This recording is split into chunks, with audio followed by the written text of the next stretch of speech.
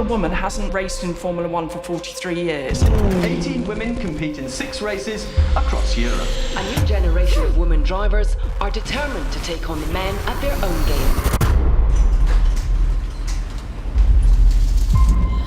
It's time for women's motorsport.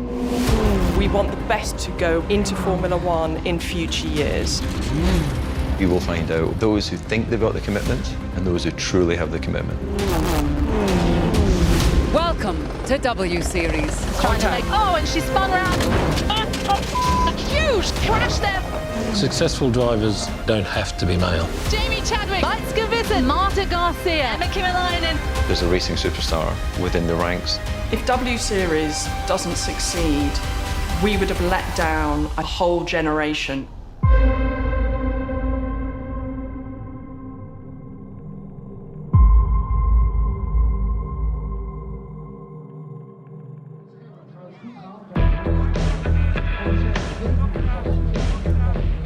Assen, in the Netherlands, and a street party with a difference. Thousands of race fans turn out to see their heroes, including the stars of the world's newest motorsport series. It's a great place to come, actually. It's quite a cool atmosphere, I like it. It's pretty cool, actually. I didn't expect this many people here. Can you do that better, Jess? Yeah, maybe. Maybe. And there's no doubt about the main attraction. Yes, my car. B. Her name's B. Queen Bee or Betsy. If she smiles, it's like seeing God or something. She comes off like hard, but actually she's like a teddy bear inside. Fiercely competitive, very quick. I like her a lot. She's a beast. I think she's amazing. She's very bold on track. I used to race with her when I was younger. She was always someone that I was looking up to. To see that crowd of thousands, it was the first public indication that people were coming to see one of our drivers. It was very cool to have so many fans there and so much attention for you. Beitske Visser is already a star in Dutch motorsport. We go way back because we always drove on the same karting track, Genk. Obviously, a few races gone now, and she's doing pretty well. So far, Beitske has let her driving do the talking, with 3 podiums, including 1 win. Now she has the chance to take the championship lead and do it on home soil.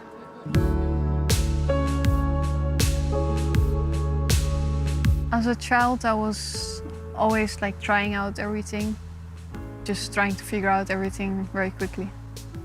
I would climb on the couch, I would fall down on the other side, like not thinking about consequences, just do it and see what happens. And I think I was a bit like that with everything. So we enter here in the kitchen. Here we have the garage. Those bottles are not mine. That's all I can do. My father was doing a bit of racing, so I was always around cars. Then once I went with my dad to a 24-hour kart race, and I saw a little baby kart there, and that's when I was 3. My bedroom, got most of my trophies here. I didn't really want to be doing anything else. When like friends of me had birthday parties on the weekend, I was like, I'm racing, so I'm not coming. This was the first one. For my birthday. Yeah. Finally, after 2 years. Yeah.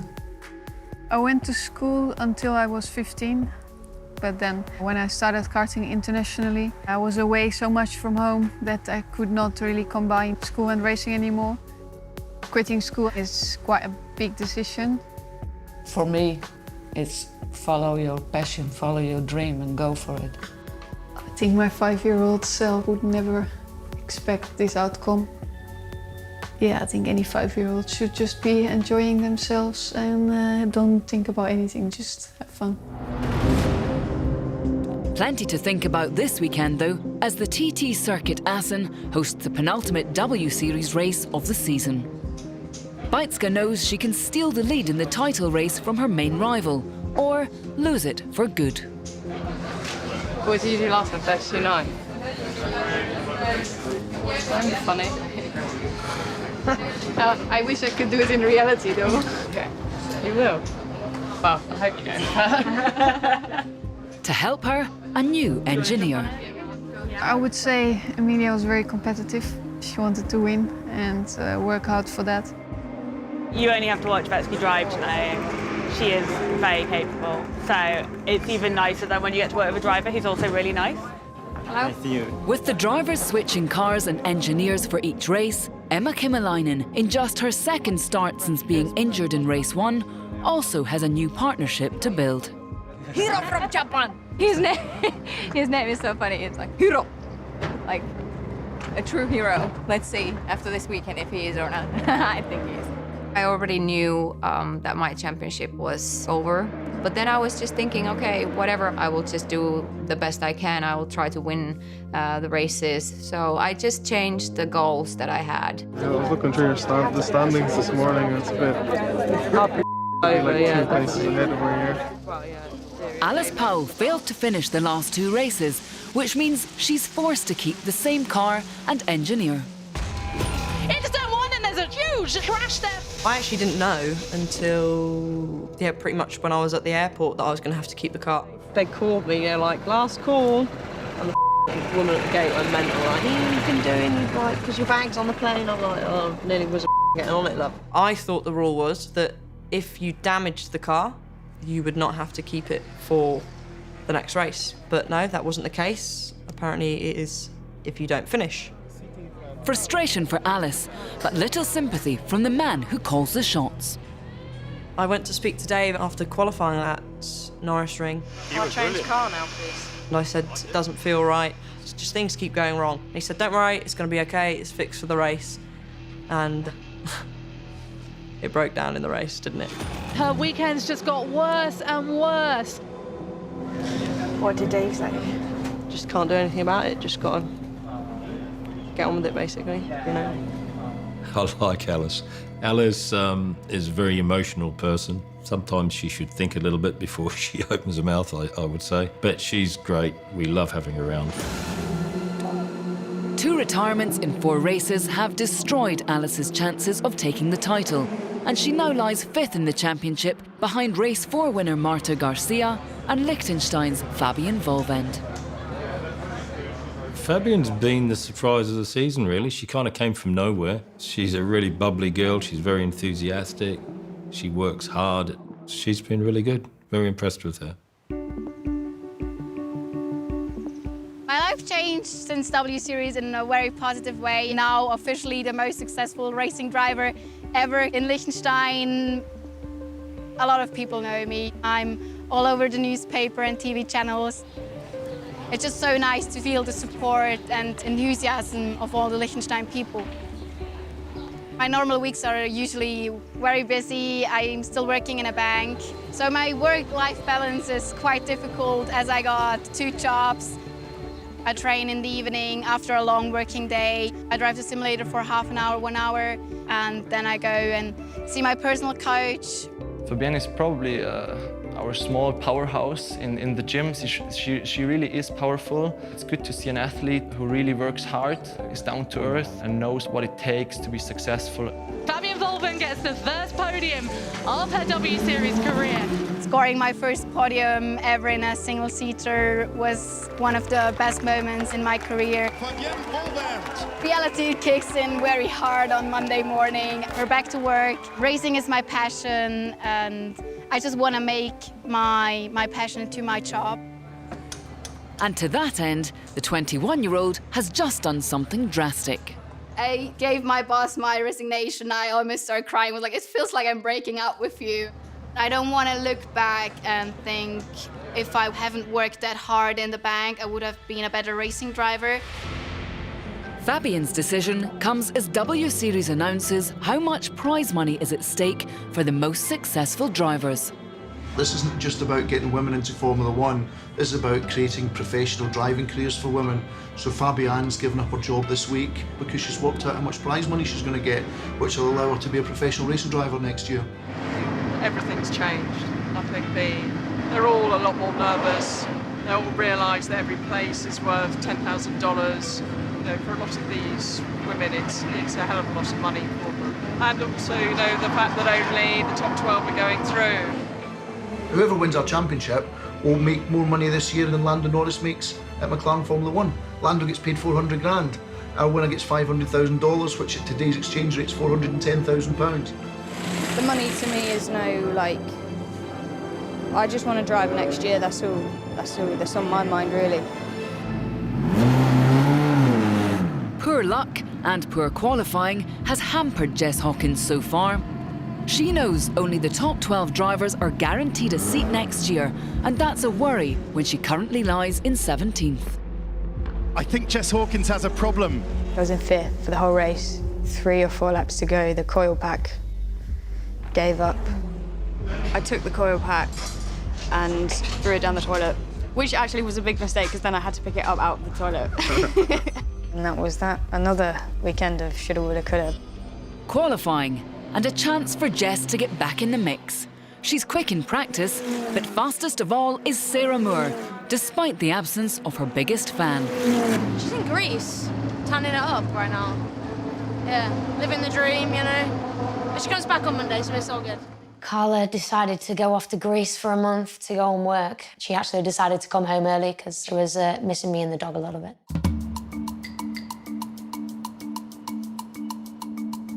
Are you taking the dog out or me? I think you should do it. I'm going for a walk. We're going for a walk. He's got his ball, he's happy.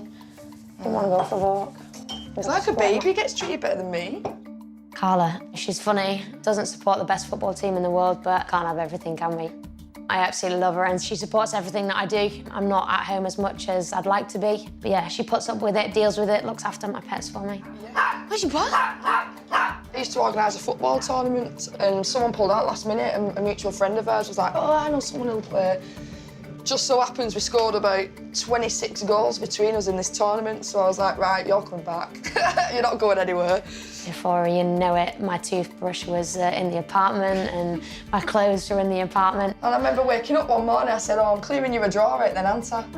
Oh, go on then. From there, we ended up moving out of the apartment and getting our own place.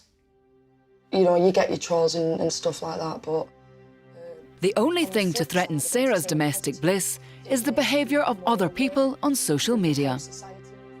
You've just kind of got to let it go over your head and laugh at the people that put comments like that on Facebook and Twitter.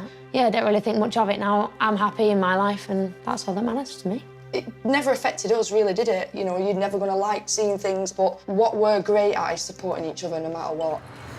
Go sing Granny Carol. Coming out to my parents was probably one of the hardest things in my life. I had a difficult 6 months or so after that, but my parents have kind of warmed to it now, and I'd probably say they're very supportive. They absolutely love my relationship with Carla now, only because she's funnier than I am, I think.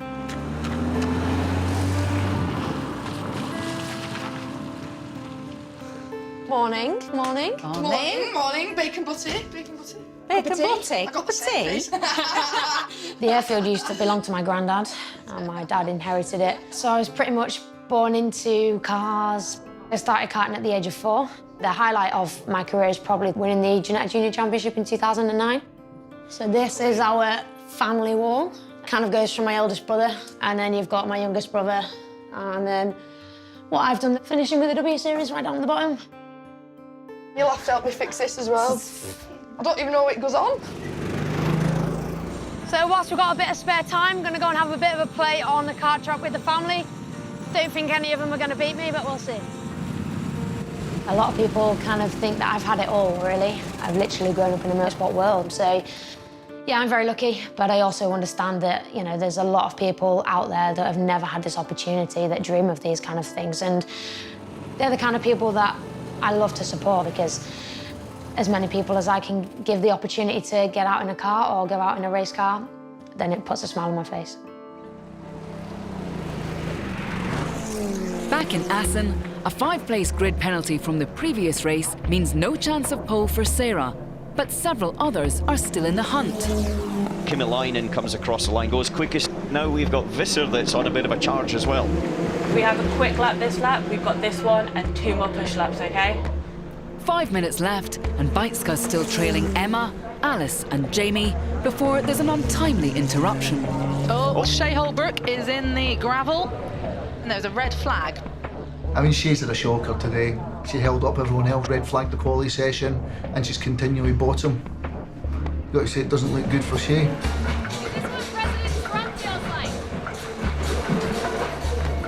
Session's going to be restarted, okay? You've got to get out there, do your thing, okay? You've got this.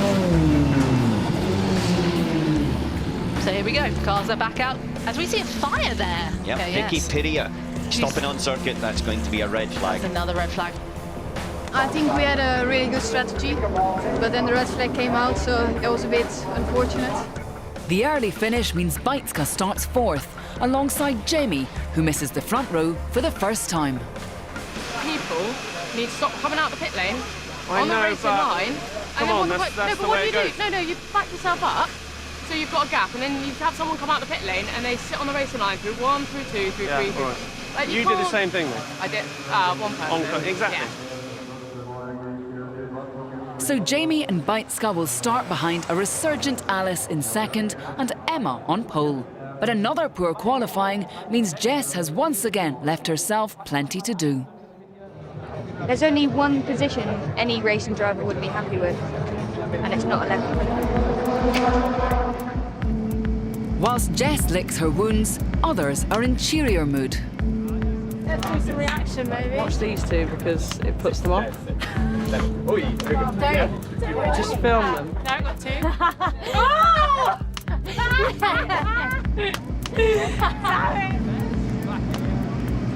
And then it's race time. Beitske needs to close the 10-point gap on Jamie, knowing all too well that a bad result today could hand her rival the championship. Thanks. Can you hold that? Look at this. Multitasking. The stage is set for the penultimate W Series race of the season. Alice Powell and the pole sitter Emma Kimmerleinen have got nothing to lose. Lights will go out shortly and this race will be underway. It's a bad start for Emma Kimmerleinen. It's a brilliant start by Jamie Chadwick. Beitske Visser's not had a great start. I just misjudged the grip on the starting grids and had way too much wheel spin. And I dropped to 5th. Alice Powell looking to see if she can get the lead of the race, and she has, and there's a crash at the back. Contrasting starts for the front 4, whilst a midfield collision allows Jess up to 8th. Alice got a good start past Emma, and then obviously safety car come out, so yeah, she's doing all right in a minute. It's going to be the battle of the bravest, and who doesn't make a mistake, and certainly for Powell, as it's now very close coming down out of the final corner towards the first. A mistake from Fabian puts Jess up to 7th. Beitske Visser has visibly closed that gap. She makes a little move. This will be huge for the championship, and she's done it. She's up into 4th place. Beautiful. Keep going. Ted Kravitz is down in the pit lane. Yeah, it's Alice Powell having to defend like crazy from Emma Kimmerleinen, who's absolutely flying, but Beitske Visser's engineer willing her charge on, because if she keeps up this pace, she'll be right there with them by the end of the race. Alice is very, very late on the race. She makes a mistake, though. She's gone off the circuit. Emma Kimmerleinen is going to take it back. She got pole position, and she's back in front. Alice got ahead of herself in turn 1. Emma went down the inside, and then she sort of, I think she was in between going back for the cut back, and she just ended up going wide. Visser will need to do something very similar just to try to harry Chadwick into a mistake. 5 minutes to go. Let's make this count. Beitske Visser in that important 4th place that she needs to keep this championship alive. Jamie once again didn't put the wheel wrong, so I had no chance to make a move on her. Visser's made a mistake. She locked up the left front, and that's just given a little bit of breathing space for Chadwick.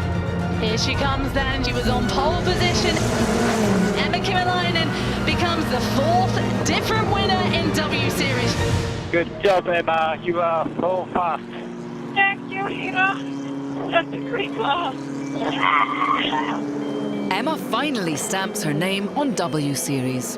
Emma drove a fantastic race, and it just goes to show if she had have done all the races, then the championship may be looking a little different.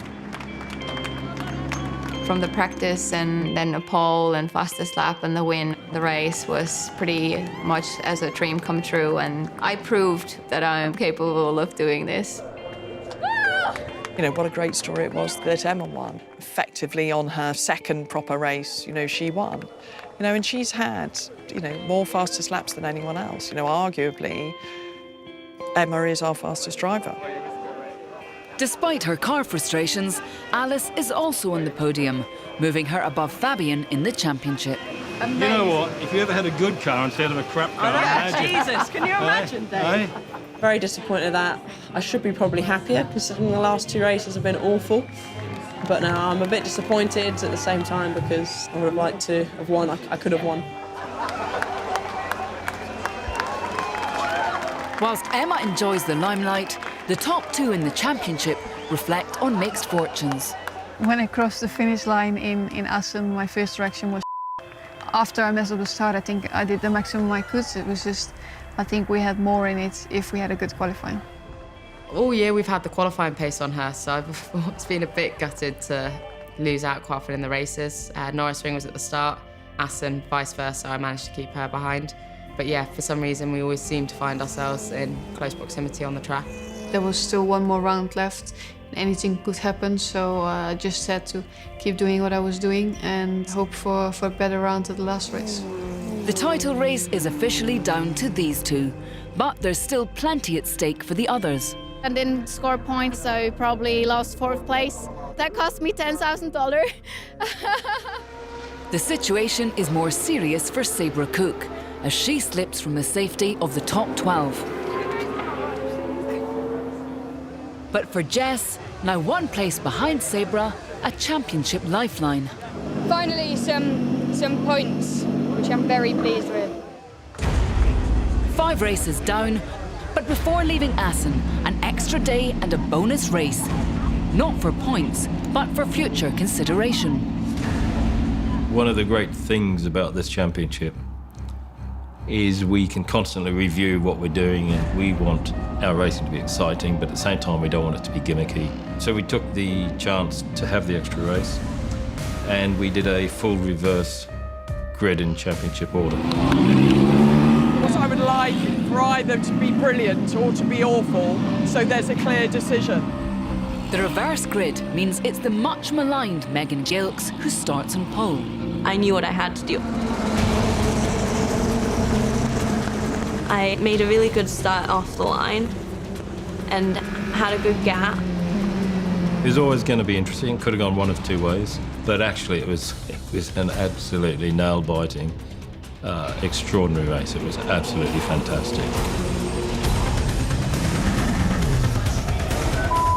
The incidents come thick and fast during an incredible 30-minute war of attrition. But the teenage Canadian is undaunted, and with 1 lap to go, she still has the lead. I defended for my life in that race. Seeing the likes of Jess Hawkins, Alice Powell and Sabra Cook in my mirrors, I have never tried harder to keep people behind me. Every single person I've spoken to has said it's the best 30 minutes racing they've ever seen in their life. It was a photo finish.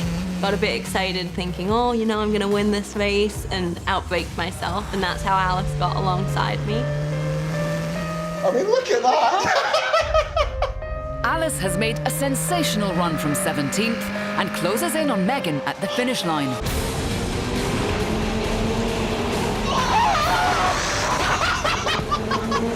I thought I'd lost it when I got to the checkered flag. I saw Alice celebrating as well, and I thought, well, she clearly has seen something I didn't. It was like, I think Megan just got yes, you did. Oh my God, that was... I spent half of the cool-down lap radioing to my engineer, did I win, did I win? And then about halfway around the lap, he said to me, Megan, congratulations, you've won your first W Series race.